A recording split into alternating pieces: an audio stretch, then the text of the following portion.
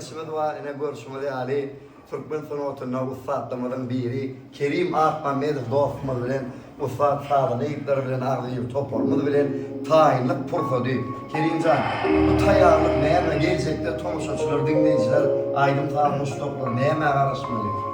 Ama Kurbancan sağ ol dostum Seylak gelipsini tayarlık pursadımdan. Oğlunlarım emmet şu an zahmetçek iyice gündüz işler atıyoruz.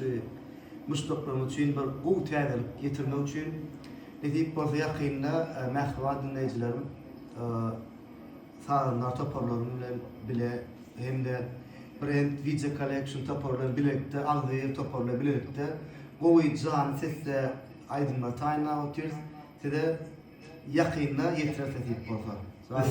Kerimcan şovlu olsun Allah'a. İlkler hizmetine de sağ olun. Bu ovudan aydınlar, ovudan sağlar Türkmen toylamlarının biri olsun. Brand Video Collection'ların Kerim Akmamedov aydın sağ toparmadı yakında o canlı sesle konser müdürler dostlar gururuna yarar deyip umid ediyor.